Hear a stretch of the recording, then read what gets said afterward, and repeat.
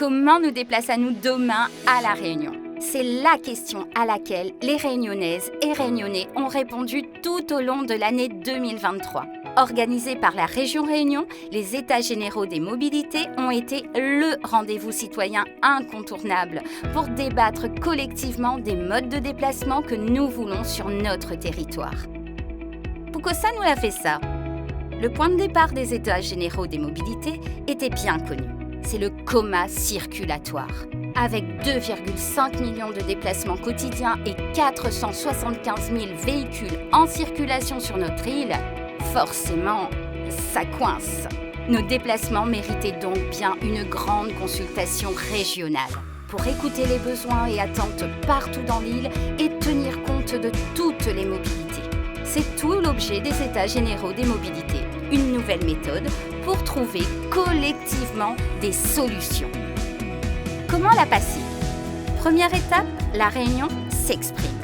Une vaste consultation citoyenne a été organisée du 9 mai au 23 juillet 2023. Dans les 4 coins de l'île, de nombreux rendez-vous ont permis d'aller à la rencontre des Réunionnais et de recueillir près de 11 000 contributions. Que ça bonne Réunionnais l'avait dit. Des Réunionnais qui laisseraient bien leur voiture au garage. Pas pour moins se déplacer, mais pour mieux se déplacer, en combinant divers modes de transport, doux et collectifs. 3 priorités d'investissement identifiées. La création d'un train, la modernisation et le développement des transports en commun existants, la création de nouvelles pistes cyclables.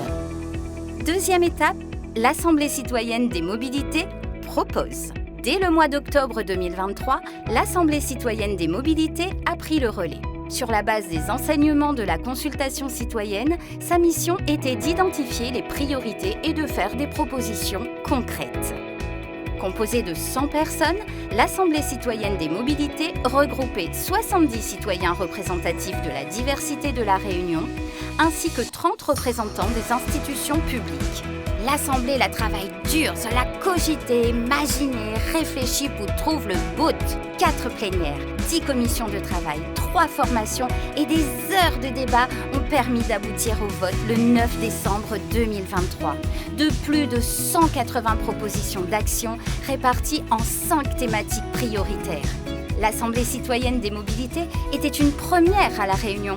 Elle a permis aux citoyens de participer concrètement au processus d'élaboration de politiques publiques.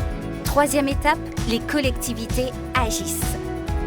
La région Réunion et ses partenaires vont désormais travailler à une traduction des grands enseignements des États généraux des mobilités dans le respect des attentes exprimées par les citoyens. L'objectif, aboutir dès 2024 à une feuille de route collective, concrète et phasée des actions à mettre en œuvre à court, moyen et long terme pour améliorer les déplacements à La Réunion. Des propositions aux décisions, les États généraux des mobilités continuent. Réunionnais, allons faire rouler ?